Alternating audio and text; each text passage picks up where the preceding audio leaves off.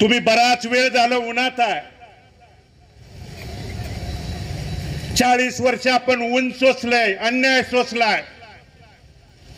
पण पुढची 5 वर्ष सावलीत ठेवण्यासाठी, सावलीच्या छत्रछायेखाली ठेवण्यासाठी आज थोडा वेळ ऊन सोसलं तरी हरकत नाही. पण ही गुलामगिरी, अन्यायकारक जी चाललेली परिस्थिती पंढरपुरातली बदलायची असेल तर तीर्थक्षेत्र विकास आघाडीच्या सर्व उमेदवारांच्या पाठीमागे आशीर्वाद देणं बंधूंनो काळाची गरज आहे. या अनेक मान्यवरांनी बोलताना आपापल्या मनोगतात या शहराची परिस्थिती तुम्हाला सांगितली. ज्यांनी 40 वर्ष सत्ता भोगली त्यांच्या प्रचाराचा शुभारंभ काल तुम्ही बघितला असेल, ऐकला असेल. आपल्या भागातले विरोधी पार्टीचे एक आंतरराष्ट्रीय नेते आहेत. खालचं काही तुमचं आमचं बोलतच नाहीत. शहरातली धूळ नाही, रस्ता नाही, खड्डा नाही.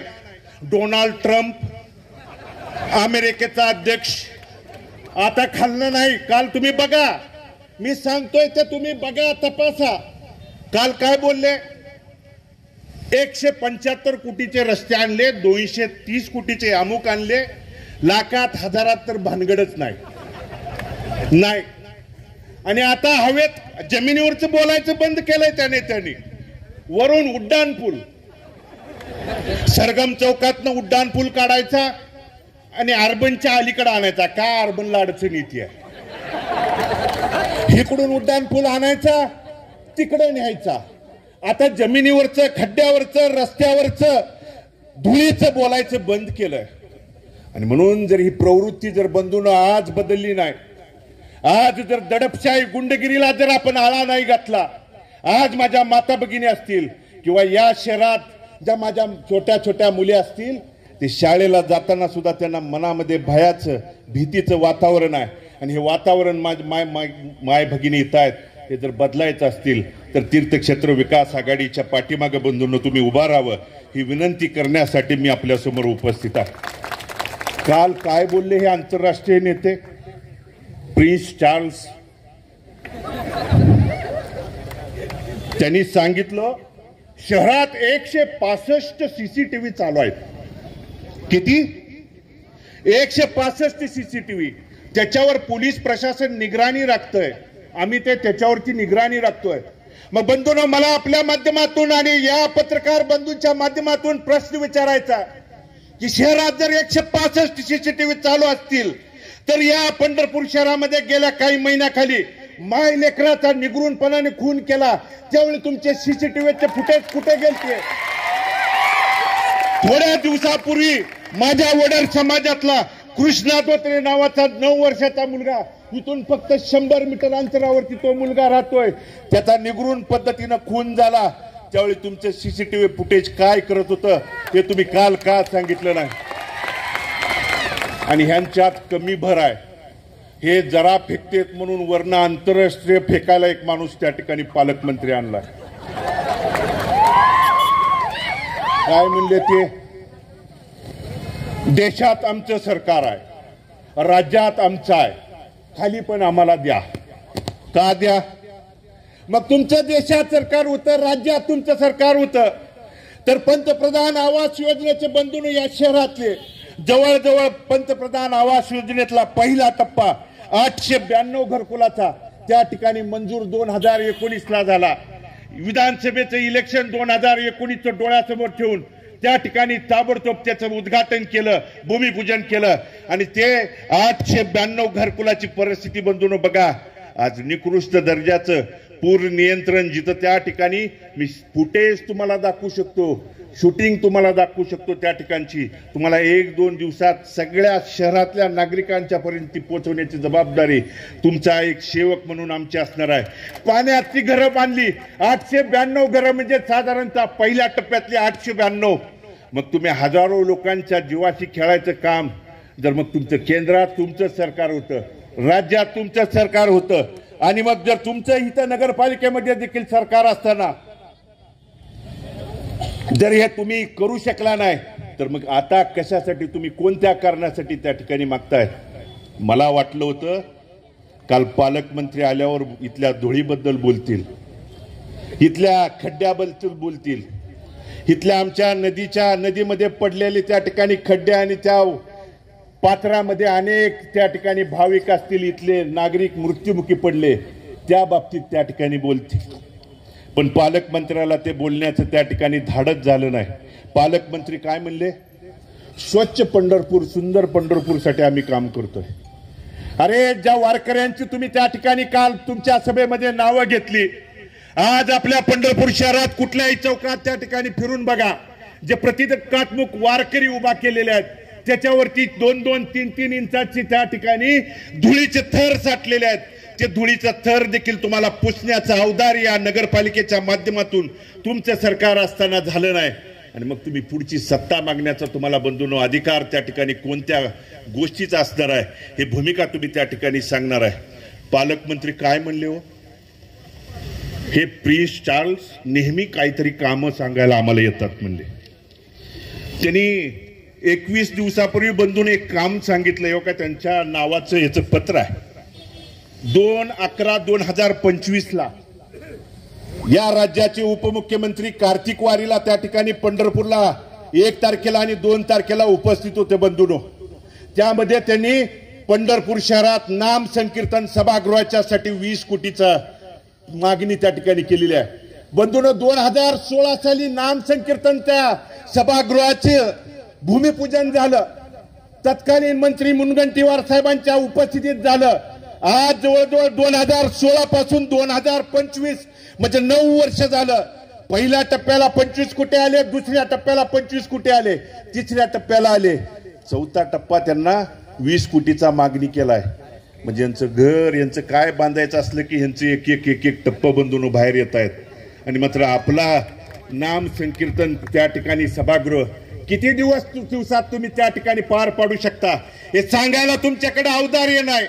आणि म्हणून ती भूमिका जर बदलायची असतील, ही माणसं जर खड्यासारखी बाजूला सारायची असतील, तर त्या नाम संकीर्तन या सभागृहाच्या बद्दल मला बंधूंनो तुम्हाला एक आवर्जून माहिती सांगायची आहे. या नाम संकीर्तन या सभागृहाचं टेंडर बंधूंनो तुकाराम लोंढे नावाच्या एका ठेकेदाराला मिळालं होतं. पण त्या ठेकेदाराच्या आणि प्रिन्स आणि तो छोटा प्रिन्स यांच्या देवाणघेवाणीत फिसकटलं. आणि फिसकटल्यानंतर त्याला एका दिवसात ब्लॅकलिस्ट करण्याचं काम या मुजोर त्यांच्या या काळामध्ये झालं. आणि दिलं कुणाला माहित आहे टेंडर? जशी लाडकी बहीण या सरकारनं आणली तसा लाडका ठेकेदार एक योजना आणली आहे. खिलारे नावाच्या त्या ठेकेदाराला ते नाम संकीर्तन सोहळ्याचं त्या ठिकाणी काम देण्यात आलं. त्याच खिलाऱ्यानं अंडरग्राऊंड ड्रेनेजचं काम बंधून केलंय. ज्या खिलारे टेंडरनं, तो मुंबईचा आहे, त्यांनी या अंडरग्राऊंड ड्रेनेजच्या पंढरपूर मधल्या काम केलं. 109 कोटीचा पाणी पुरवठ्याचं काम देखील त्याच टेंडरनं केलं. इकडं पाणी पुरवठ्याचं काम करत करत धाकट्याच्या ग्लासात पाणी ओतत, धाकट्याच्या ग्लासात पाणी ओतत तिथं नाम संकीर्तन सोहळ्याचं त्या ठिकाणी सभागृहाचं काम देखील याच ठेकेदाराने घेतलं. मात्र या ठेकेदारीच्या टक्केवारीत बंधूंनो नेत्यांची घरं बांधून झाली, पण नाम संकीर्तन आमचा त्या ठिकाणी सभागृह अजून पार पडतंय. अजून 20 कोटीची मागणी केली आहे. 20 कोटी त्यांना काय सांगितलंय? लाईटचं, दिवाबत्ती, लाईट, कंपाऊंड याच्यासाठी 20 कोटी अजून. म्हणजे 9 वर्ष झालं या त्या सभागृहाचं त्या ठिकाणी काम सुरू आहे. अजून काम कधी होईल किंवा कधी करणार आहेत हे सांगायचं ठोस त्या ठिकाणी सांगू शकत नाहीत. आणि म्हणून ही जर भूमिका बंधून बदलायची असेल तर मला तुम्हाला आवर्जून त्या ठिकाणी विनंती करायची आहे. आणखी एक प्रिन्स चार्ल्स काल बोलले. काय बोलले? या पुढे उभा राहणाऱ्या नेत्यांच्या घरापर्यंत रस्ते आम्ही केलेत. आम्ही अनिल दादा आहेत, काका आहे, मी आहे, अजून कोणी तुम्ही जावा, आम्ही जे राहतोय त्या घरापर्यंत तुम्ही शूटिंगचे इथं पत्रकार बंधू आहेत, कॅमेरे घेऊन जावा, आमच्या घरापर्यंतचे रस्ते त्या ठिकाणी बघा. आम्ही सेवक म्हणून काम करत असताना मायबाप जनता सर्वस्व मानून काम केलंय. पण तुम्ही नगरपालिकेच्या सरकारचा सत्तेचा वापर करून तुमच्या घराचा कलर किंवा त्या ठिकाणी गिलावा व्हायच्या अगोदर जर 2 पदरी रस्ता घरापर्यंत जायचा होत असेल आणि धूळफेक करत असाल आणि रस्ता 2 पदरी करत असताना गोरगरिबाची घरं दारं कंपाऊंड देखील पाडण्याचं काम केलं. माझे पत्रकार बंधू कुलकर्णी म्हणून पत्रकार आमचे आहेत, त्यांचं कंपाऊंड आणि घर पाडण्याचं काम का, तर मालकांच्या घराकडे जाण्याला रस्त्याला अडथळा निर्माण होतोय बंधूंनो. ते व्यवस्थित जाऊ शकत नाहीत, त्यांना खड्डं धूळ चालत नाही, त्यांना डोळ्याला ऊन चालत नाही. गॉगल घालून प्रचार करतात. बघितलं असेल, शूटिंग बघा, फोटो बघा, नाही ऊन चालतच नाही हो. आणि म्हणून हे जर बदलायचं असेल बंधूंनो, तर उद्या तीर्थक्षेत्र विकास आघाडीच्या पाठीमागे तुम्हाला खंबीरपणे उभं राहण्याची काळाची त्या ठिकाणी गरज आलेली आहे. आणि म्हणून ज्या चुकीच्या गोष्टी तुम्ही सांगताय, आज पालकमंत्र्यांनी आणि या नेत्यांनी पंढरपूर शहरातल्या नगरपालिकेच्या शाळेची परिस्थिती देखील काल बोलायला पाहिजे होती.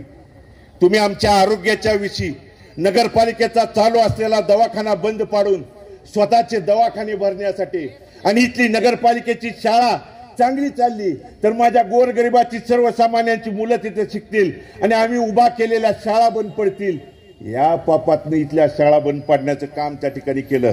मग तुमच्या घराकडे जाणारा रस्ता 2 पदरी होतोय, तुमच्या कर्मयोगी शाळेकडे जाणारा रस्ता डिवायडर बांधून 2 पदरी होतोय आणि पुढं मात्र जाणारा त्या ठिकाणी त्या कर्मयोगीच्या पुढे जाऊन तुम्ही बघा बंधूंनो, मी सांगतोय म्हणून बघा, पुढच्या नगरामध्ये जाताना 100 मीटरवरती तो रस्ता बंद आहे. पलीकडच्या नगरामध्ये राहणाऱ्या लोकांना 3 ते 4 किलोमीटर इसबाव इथनं फिरून शहरामध्ये यावं लागतं. पण कर्मयोगीला मात्र रस्ता त्यांच्या सरकारच्या काळात त्यामध्ये होऊ शकतो. आणि म्हणून घराकडे जाणारा रस्ता सुद्धा 50 मीटर नंतर बंद आहे. पुढच्या राहणाऱ्याला रस्ता मागायचा नाही मागायचा. मागितल्यानंतर मग वेगळी भूमिका, तुला दाखवतो बघतो. पण दाखवायचं आणि बदलायचं दिवस बदलून गेलेले आहेत. गुंडगिरी वाईट प्रवृत्तीला थारा न देण्याची उद्याची ही निवडणूक आहे. जे आज आरोप करतायत ना, काल प्रिन्स चार्ल्स बोलले, कुणावर दमदाटी करू नका, अरेरावी करू नका. अरे दमदाटी करायला येते तुम्हाला? ये कुठल्या चौकात यायचा तिथे ये. ही उद्याची निवडणूक तुम्ही इथल्या मायबाप जनतेसाठी काय करणार आहे, काय केलं ही सांगायची निवडणूक आहे. कुणी दमदाटीची चुकीची भाषा जर वापरायचा प्रयत्न केला तर आज या प्रचाराच्या शुभारंभाप्रसंगी सांगतो, मी निवडणूक आयोगाच्या अधिकाऱ्यांना देखील कळवलंय, पोलीस प्रशासनाला देखील कळवलंय, चुकीची भाषा आणि चुकीची पद्धत जर कुणी वापरली तर भारत नराचं रक्त या अंगामध्ये आहे. त्याला जाग्यावरती त्या ठिकाणी धडा शिकवल्याशिवाय राहणार नाही. मी हात जोडून मतं मागतोय, आशीर्वाद मागतोय. पुढची 5 वर्ष नगराध्यक्ष पदाचे उमेदवार आणि नगरसेवक पदाचे उमेदवार तुमच्या पुढे विजन घेऊन येत आहेत. आम्ही काय केलं नाही, काय करू हे सांगतायत. मात्र तुम्ही चुकीच्या पद्धतीने जर काय हातात घेण्याचा प्रयत्न केला तर गाठ भालकेच्या एवढं लक्षात ठेवा. त्या बाबतीत जर आरेला कारे आम्ही कधीच म्हणलो नाही. आज इथं जी या फेरीला प्रचंड मायबाप जनता बंधून आज उपस्थित आहे. का कशासाठी उपस्थित आहे? अनेक जण म्हणले भालके संपलेत. भालकेंचं काय आहे? अरे भालके तुमच्या बापाला संपू शकत नाही, कारण भालकेंनी कुणावरती अतिक्रमणाचं त्या ठिकाणी पाप केलं नाही. भालकेंनी कधी कुणावरती गुंडगिरी दादागिरी त्या ठिकाणी केली नाही. भालकेंनी कधी वेगळ्या भूमिकेतनं तुमच्या जागा देतो का आरक्षण टाकून कधी भालकेंच्या काळामध्ये त्या ठिकाणी केलं नाही. भालकेंनी इथलं सेवेच्या भूमिकेतनं काम त्या ठिकाणी केलेलं आहे. आणि म्हणून उद्याची निवडणूक लोकांच्या अडचणीवरती तुम्ही मांडली पाहिजे. मात्र आज जे दबावाचं बंधून राजकारण सुरू आहे, 40 वर्षाच्या इतिहासात पालकमंत्री कधी मुलाखतीला आलेला बघितला का? आणि ते कालचं इथलं म्हणतंय मी केलं, हे मी केलं, ते मी केलं. अरे तुम्हाला त्या ठिकाणी नगराध्यक्ष आणि नगरसेवक निवडायचा अधिकार तुमच्याकडे ठेवला नाही. वरून बस म्हणलं की बसता, उठ म्हणलं की उठता. आणि मी केलं. पण ही ब्रह्मांड नायक पांडुरंगाची आणि साधू संतांची नगरी आहे.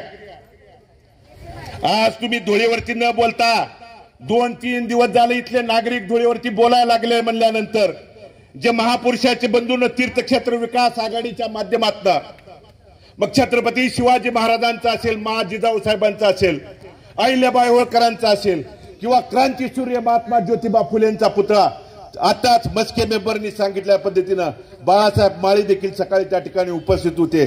समाज बांधवांची अनेक गेल्या वर्षापासूनची मागणी होती की ज्या महामानवानं क्रांतीसूर्य महात्मा फुले आणि क्रांतीज्योती सावित्रीबाई फुलेंनी आम्हाला मुलींच्या शिक्षणासाठी त्या ठिकाणी जे योगदान दिलं त्यांची प्रेरणा मिळावी म्हणून पूर्णाकृती पुतळा व्हावा म्हणून मागणी करत होते. पण जाणून बुजून दुर्लक्ष करण्याचं काम त्यांच्याकडून झालं.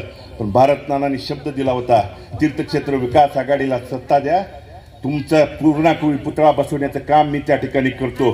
2011ला तीर्थक्षेत्र विकास आघाडीचं सरकार बंधून दिल्यानंतर तत्कालीन मुख्यमंत्री पृथ्वीराज बाबा आणि सर्वांच्या उपस्थितीत हा सोहळा त्या ठिकाणी पार पडला. मात्र तो सोहळा पार पडल्यानंतर त्याची डागडुजी, त्याचं त्या ठिकाणी जे सेवा बजावायला पाहिजे होती ती नगरपालिकेनं किती वेळा केली हे तुम्ही या चौकामध्ये येऊन सांगायला पाहिजे. अरे लोकशाहीर अण्णाभाऊ साठे ज्यांनी त्या ठिकाणी स्वातंत्र्य लढ्यामध्ये असेल किंवा इथल्या आमच्या महाराष्ट्र स्वातंत्र्य लढ्यामध्ये महाराष्ट्र पेटवण्याची भूमिका पार पाडली, त्या अण्णाभाऊ साठेंच्या पुतळ्याबद्दल सुद्धा नीच प्रवृत्तीने राजकारण त्या ठिकाणी केलं. नानांनी त्या ठिकाणी नागेश यादव असतील अनेक त्यातले बंधूंनी तो पूर्णाकृती पुतळा मागितल्यानंतर पूर्णाकृती पुतळा बंधून शहरामध्ये वाजत गाजत आणून गेल्या अनेक वर्षापासून बंदिस्त परिसरात बंदिस्त त्या ठिकाणी ठेवण्याचं पाप त्या ठिकाणी केलं. का? पुतळा बसल्यानंतर नानांना श्रेय जाईल ही प्रवृत्ती, वाईट प्रवृत्ती त्या ठिकाणी पुढे काम करते आहे. आणि म्हणून ही प्रवृत्ती बदलायला बदलून त्या ठिकाणी आलं. व्यंकटेशजी कुलकर्णी साहेबांनी सांगितलं काल, खरं तर पालकमंत्री आणि या प्रिन्स चार्ल्सनी त्या मंदिर परिसरामध्ये फेरी काढत असताना तिथल्या नागरिकांचं म्हणणं काय आहे हे ऐकायला पाहिजे होतं, त्यांची भूमिका काय आहे हे ऐकून घ्यायला पाहिजे होतं. पण आमच्याकडे सरकार आहे, आम्ही दबावून, चिरडून, मारून, तुम्हाला हाकलून काही करू शकतोय. या भूमिकेतनं जर कोण उतरत असेल, अरे तुम्ही कॅरिडॉरच्या माध्यमातून आमचं म्हणणं तरी काय आहे हे ऐकून घ्या. आम्ही पंढरपूर कधीच विकासाच्या विरोधात नाही, परंतु 1982ला त्या ठिकाणी मास्टर प्लॅनच्या नावाखाली अनेक घरं उद्ध्वस्त करण्याचं काम केलं. 43 वर्षानंतर त्या मास्टर प्लॅनच्या नावाखाली बाधित झालेली अनेक कुटुंब आज विस्थापित नगरमध्ये तुम्ही जाऊन बघा त्यांची काय परिस्थिती आहे. आणि ती परिस्थिती 43 वर्षानंतर जर तिथं असेल तर तुम्ही उद्ध्वस्त करून करण्यापेक्षा नदीपात्रातली स्वच्छता, कारण आज इकडे तुम्ही वारकरी आणि वारीच्या बाबतीत बोलत असताना, माझ्या ब्रह्मांड नायक पांडुरंगाच्या बाबतीत जर बोलत असताना तुम्ही महिला मिश्रित पाणी पाजण्याचं काम जे भाविक मोठ्या आनंदानं त्या ठिकाणी येतो, आपल्या माता भगिनीला प्रसाद तीर्थ म्हणून ते पाणी बाटलीमध्ये घेऊन जात असताना महिला मिश्रित पाणी जर ते घेऊन जात असतील तर आपल्याला खाली शर्मेनं मान त्या ठिकाणी खाली घालावं लागते. ही परिस्थिती तुम्ही त्या ठिकाणी बदलू शकत नाही. आणि मग तुम्ही त्याच्यावरती कॅरिडॉरच्या बाबतीत बोलत असताना मला ठाम व्यंकटेशजी आणि तिथल्या मंदिर परिसरातल्या नागरिकांना आव्हान आणि विनंती करायच्या. विधानसभेच्या वेळी पण मी त्या ठिकाणी येऊन सांगितलं होतं की लोकप्रतिनिधी हा कवच कुंडल म्हणून काम करणारा असावा. तो फक्त तुमच्या समाधानासाठी तुमच्या सोबत आहे म्हणणारा नाही, तर तुमच्या अडीअडचणीला सोबत नाही तर 2 पावलं पुढे जाऊन तुमच्यासाठी लढणारा, भांडणारा आणि भिडणारा असला पाहिजे. मात्र त्यावेळी विधानसभेच्या वेळी अनेक नागरिकांनी सांगितलं जी काय आमची चूक झाली. आणि बंधूंनो, काल जे मोठेपणानं विकासाच्या बाबतीत बोलत होते, सांगत होते, त्या लोकांच्याकडे मंदिर परिसरातले नागरिक बंधूंनो गेले, या प्रिन्स चार्ल्सकडे गेले होते. त्यावेळी काय बोलले माहित आहे? इथं अनेक माता भगिनी उपस्थित आहेत, त्यांच्या पुढे मला ते बोललेले सांगायला देखील लाज वाटते. लाज. काय बोलले? व्यंकटेशजी असतील किंवा तिथले अनेक व्यापारी नागरिक त्यांच्याकडे गेले आणि सांगितलं की आमच्यावर हा अन्याय अत्याचार होतोय, आमच्या विकासाला विरोध नाही, आम्हाला चर्चेला बसवा, समोर बोलवा, इथं काय करणार आहे चर्चेतनं मार्ग निघू शकता, पण उद्ध्वस्त करू नका, पाप करू नका. त्यावेळी हे प्रिन्स चार्ल्स काय म्हणले माहित आहे? तुमच्या आयुष्यात जेवढा पैसा तुम्ही बघितला नाही तेवढा तुम्हाला बघायला मिळतोय. आणि दुसरं वाक्य बंधून त्यांनी वापरलं. त्या प्रिन्स चार्ल्सनी काय वापरलं माहित आहे? सरकार आणि प्रशासन तिथल्या नागरिकांच्या वरती, तिथल्या व्यापाऱ्यांच्या वरती बलात्कार करणार आहे, बलात्कार एन्जॉय करा म्हणणारा हा नीच प्रवृत्तीचा तो व्यक्ती. इतकी नीच, मला माफ करा माता भगिनीनो, हे सांगायला देखील मला लाज वाटते. इतकी चुकीची प्रवृत्ती त्या ठिकाणी पुढे आहे. आणि ही तिथल्या नागरिकांना त्या ठिकाणी माहित आहे, बलात्कार एन्जॉय करा म्हणणारी ही पुढची प्रवृत्ती. त्याचबरोबर सैनिकाच्या बाबतीत माझा त्या ठिकाणी जो स्वाभिमान आहे, आमच्या सैनिक सीमेवरती लढणाऱ्या स्वाभिमाना सैनिकाबद्दल या प्रवृत्तीनं जी वकली, तीच तिथल्या व्यापाऱ्यांच्या बद्दल, नागरिकांच्या बद्दल जर असं मत मांडत असेल तर तिथल्या मंदिर परिसरातल्या लोकांना मला आव्हान आणि व्यंकटेशजी आपल्या माध्यमातून विनंती करायची आहे की भारत मालाने शेवटच्या श्वासापर्यंत सांगितलं होतं की कुणावरती अन्याय अत्याचार करत असताना मी तुमच्या सोबत खांद्याला खांदा लावून म्हणून काम करेन म्हणून सांगितलं होतं. तीच भूमिका आमच्या तीर्थक्षेत्र विकास आघाडीची असणार आहे भविष्य काळात. तुम्ही त्यासाठी आशीर्वाद द्या. विकास कामाच्या बाबतीत माझ्या सर्वसामान्य नागरिकांना विचारून चर्चेतून त्या ठिकाणी मार्ग काढावा, ही आमची मनोधारणा आहे. आणि ती पूर्ण करण्यासाठी उद्याच्या 2 तारखेला निवडणूक आयोगाचे नवीन नियम आहेत. पक्ष वाढला पाहिजे आणि अपक्ष आणि लोकशाही त्या ठिकाणी संपली पाहिजे, ही भूमिका काही त्या ठिकाणी मंडळींची आहे. त्यामुळे आपल्याला अधिकृत चिन्ह 26 तारखेला बदलून मिळणार आहे. पण आपलं चिन्ह एकदा मिळालं की ते रस्त्यावर धावल. 6-7 हजार चिन्ह रस्त्याच्या कोपऱ्यातनं धावतील. मी निवडणूक आयोगाच्या नियमाप्रमाणे त्याचं नाव तुमच्यासमोर अधिकृत सांगू शकत नाही. मतदाना दिवशी कदाचित आपण तर त्यातच जाणार आहे, पण पुढचा सुद्धा त्यातच येईल. त्या माझ्या बांधवांना देखील विनंती आहे की हे चिन्ह निवडत असताना, सिलेक्ट करत असताना ज्या तुम्ही संकटाला तोंड देत आपल्या कुटुंबाचा उदरनिर्वाह करताय, त्या बांधवांच्या हितासाठी असेल, इथल्या टांगे चालकांच्या हितासाठी असेल, मंदिर परिसरात बसणाऱ्या माझ्या छोट्या छोट्या माळा, अष्टगंध, बुक्का सौभाग्याचं प्रतीक म्हणून त्या ठिकाणी चुडा विकणाऱ्या माझ्या माता भगिनींच्या लढ्यासाठी असेल, इथल्या नागरिकांच्या आरोग्यासाठी असेल, इथलं धूळमुक्त पंढरपूर, खड्डेमुक्त पंढरपूर असेल, आणि या सगळ्या विकासाच्या कामासाठी ही तीर्थक्षेत्र विकास आघाडीची लढाई आहे. त्या लढाईमध्ये बंधूंनो, आज 23 तारीख आहे. मोजून आपल्याकडे 8 दिवस आहेत. त्या 8 दिवसात आपण मनापासून काम करावं. पुढच्या 5 वर्षात त्या सेवक या नात्यानं आज नगराध्यक्ष पदाचा उमेदवार माझ्या अर्धांगिनी तुमच्या समोर आशीर्वाद मागण्यासाठी उभे आहे. नानांच्या जाण्यानंतर 5 वर्ष प्रतिकूल परिस्थितीत या शहरातल्या अनेक समस्या आल्या, अनेक अडचणी आल्या. कुठं मंदिर परिसरात बसणाऱ्या माता भगिनीवरती प्रशासनाचा त्रास झाला, रिक्षा चालकावर कुठं त्रास झाला, टांगे चालकावरती कुठं त्रास झाला, व्यापाऱ्यांवरती कुठं अन्याय अत्याचार करण्याचं काम त्या ठिकाणी केलं. त्या ठिकाणी भगीरथ कमी पडला असेल, पण माझी अर्धांगिनी पत्नी म्हणून नानांचा विचारधारा पोहोचवण्यासाठी ती कधीच कुठं कमी पडली नाही. तिला तुमच्या आशीर्वादाची, पाठबळाची, त्या ठिकाणी पाठिंब्याची, आशीर्वादाची गरज आहे. तिच्या कामाची, आशीर्वादाची, तळमळीची पद्धत तुम्ही त्या ठिकाणी बघितलेली आहे.